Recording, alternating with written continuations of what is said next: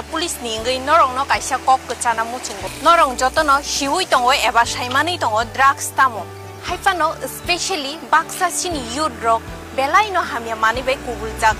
जों पुलिस निंगै जतनो ना अपील खायो काइन्डलि आमो हाइमानि हामियानो ताचादि आमो चानाय रंनि बागै सिमि हामिया इभेन फेमिली रकबो कष्ट मानो नरंग फालनाय रंनो नुगुइ तंखे एबा सिनिउइ तंखे नरंग नि गानानि लोकल पुलिस स्टेशन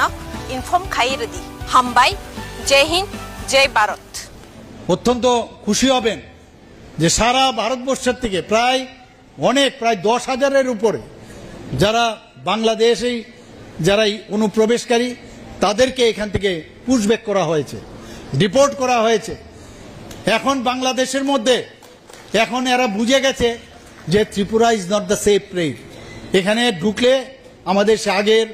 মতো অবস্থা নেই আগে আসতো আসার পরে সে ভারতবর্ষের বিভিন্ন জায়গায় চলে যেত সেখানে গিয়ে আই কার্ড বানাতো এবং ভারতবাসী হিসাবে সে সেখানে প্রতিষ্ঠিত হতো আমাদের এখন যে সরকার কেন্দ্রীয় সরকার আমরা ডিসিশন নিয়েছি রাজ্য সরকারের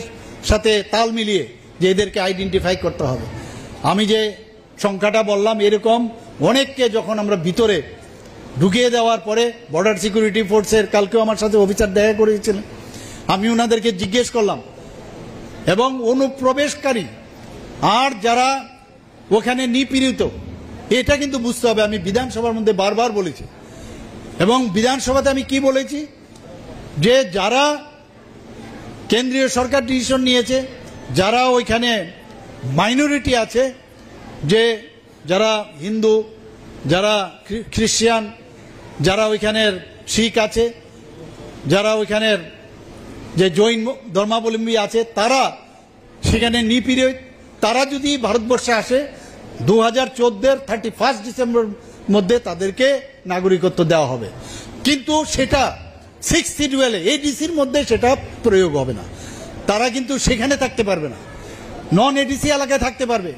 তো ভারত সরকারের এই ডিসিশন আমাদের মানতে হবে এখন বলছে 2024-এর 31 ডিসেম্বর পর্যন্ত এই ধরনের যারা নিপীড়িত আছে তাদেরকে তাদের বাঁচার অধিকার রক্ষার জন্য আমরা সেই কাজটা করতে হবে এই বিষয়টা আমাদের নিশ্চয়ই বোঝা উচিত।